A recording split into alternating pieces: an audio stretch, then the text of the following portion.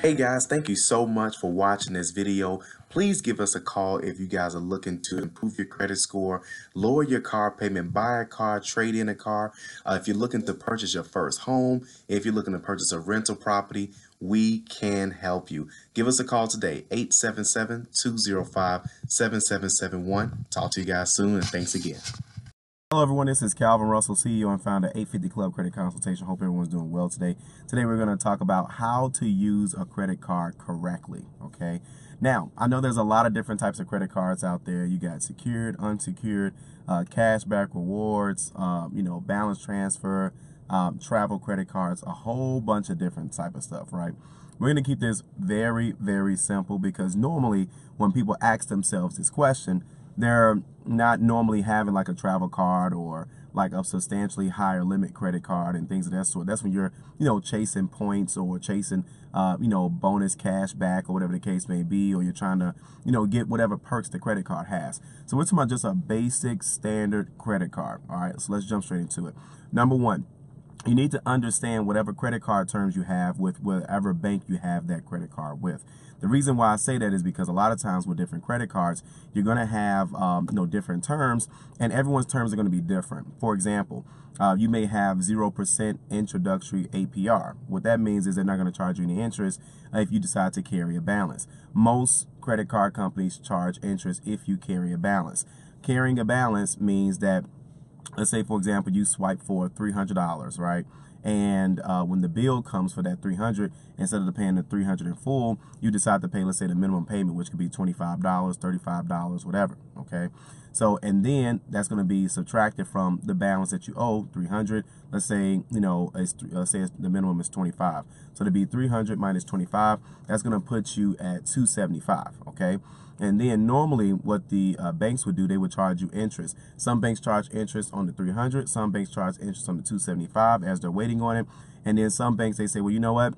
We're going to give you no interest at the beginning from when you get the card all the way into the end, okay? So you have to read your terms and conditions. A lot of times, a couple questions that people always ask right up front, what's the interest rate?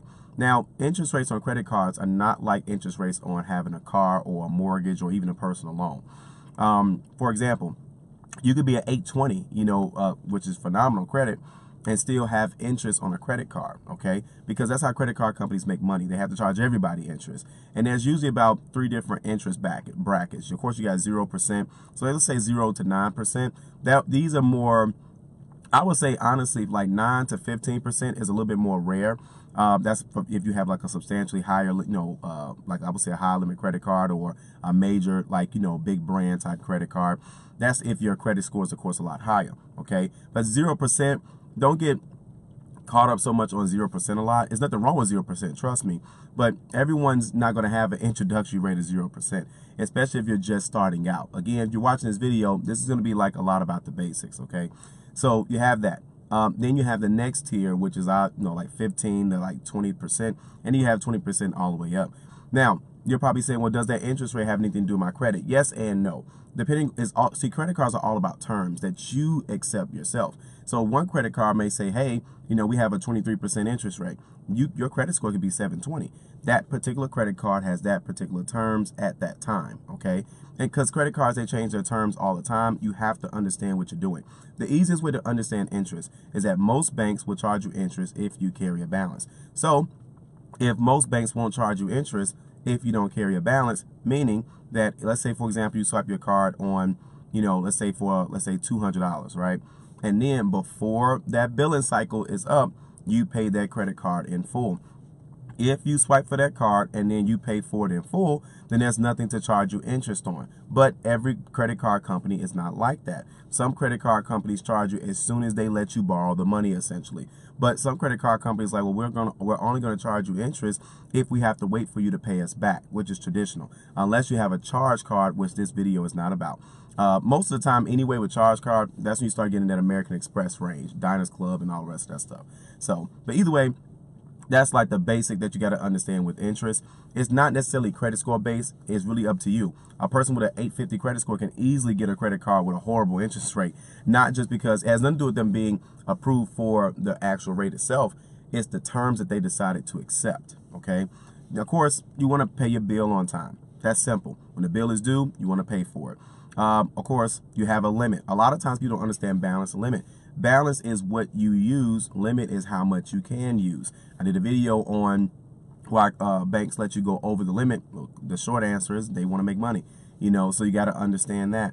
Then you also have to understand that, can you add someone, to the credit card as an authorized user? You most definitely can, depending on the credit card terms. Not every credit card company will let you add people on as an authorized user. So there's 3 ways of that. Number 1, some credit cards will not let you add anyone as an authorized user, as I just said. Number 2, some banks will let you add some people on as an authorized user, but there's a certain amount of people that you can add as an authorized user, and then some banks charge a fee and some banks don't charge a fee, okay? So 1, they may not allow you to do it. 2, if they do allow you to do it, there's going to be a limit, and of course 3, there's probably going to end up being, some type of fee. Namely, like a lot of the big credit card companies like American Express, they're going to end up charging you. Sometimes they charge you $100 per person that you add. Again, every credit card company is going to be different. Credit card companies change their terms and conditions all the time too as well. So just kind of look out for those basic things. Another thing to think about, people always say, well, you got to use your credit card every month. Not necessarily. Some credit card companies have it where they won't close out your account if you use them 4 times a year. That's used to be the old Discover rule. So if you have a Discover, well, of course, again, every credit card company changes their terms and conditions all the time. I always take the safe route. If you don't use it every month, use it every other month. Or if you use it every month, put a bill on there. That's what I tell people to do. One of the smartest things you can do with your credit cards is just pay for something that you pay for every single month, okay? And make sure that that bill is not like a stupid bill. Like, well, because again, when you're kind of starting out, the limits are going to be around 300, 500, 750, 1,000. So the biggest thing is, of course, to understand that 35% of your score comes from payment history. So you want to pay your bills on time, as we mentioned earlier. But then another 30% of that is called utilization. That's how much usage you have. So if you look up utilization, everyone's going to tell you 30%. Me personally, I recommend 0 to 7% or 7 to 10%, honestly. You don't necessarily have to use a credit card. I cannot tell you. A lot of people always say things like, again, like using it for gas or using it for, groceries or stuff like that. Right, you buy this stuff all the time. The problem is everybody buys a different amount of groceries and everyone spends a certain amount of money on gas. Someone told you to use your stuff for gas, but you're spending like, $50, $60, let's say $50 a week, and then you fill up every single week. So you're talking like $200. Well, if you got a $300 limit credit card, you're already at 60%. So again, that type of advice will get you in a situation that's not so good. Then what some people will say, well, Calvin, I use a credit card like that, but I always pay it off. Here's the thing. Credit card companies report your balances at different dates. Sometimes they'll change those dates. Just play the safe route and just stay under 10%. You do have, everybody's got a bill that's $100 or less or $50 or less. Everybody's got something, whether it's any type of bill that you have. I don't know what it is, but again, people usually have, small bills, or, just buy something small, and again, it doesn't have to be every month. You're going to notice if you use a credit card, let's say on month 1, and then you use the credit card again, let's say month 2, right? And, but then you use it month 1, you don't use it month 2, and you use it month 3, right? You're going to notice they still gave you an on-time payment for month 2, all right? You do not have to use your credit card every single month in order to get on-time payment history. They don't want to lose you as a client either. So again, they're not going to force you to buy something. The problem is people are forcing themselves to buy some stuff, and then they end up carrying that balance. And then that, even though it's a small balance, that interest on that balance can grow. You're talking about $8. So let's say, for example, if you spend, let's say $300, the interest on that, maybe depending on your credit card terms, could be anywhere between $4 to $8 to $12, and you made a $25 minimum payment. So let's just say, $8 minus that. Now you're still, only paying like $17. So again, towards that principle, you have to look at things like that. The easiest way to use a credit card, you don't have to use it every single month. Use it for a very, very small amount, and then they'll start giving you, credit limit increases and things of that sort. And you'll start getting different things in the mail. You can tell how your credit is just by if you're getting things in the mail or not. Sometimes that's not always the indication, but that's about 80 to 90% of the indicator. Just look at the mail you're getting in the mail and see who wants to do business with you. They'll let you know how good you're using your credit card. Keep in mind, how you use your credit card is probably going to say how you're going to look at all the rest of your bills. Paying things on time, not using things. Credit kind of works backwards in a sense.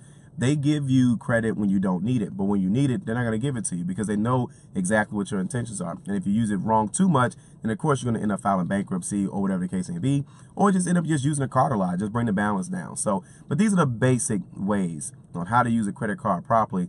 Again, there's travel credit cards, cash back, rewards, perks, all this other stuff. Again, you can always watch a video on that. But at the same time, this is just an easy, simple, basic way. This is perfect. If you have someone that's like your child, or they're like 18 or 21, whatever the case may be, and they're learning how to use a credit card, people need to know. They're not teaching this stuff in schools. Banks don't want you to know. It's okay.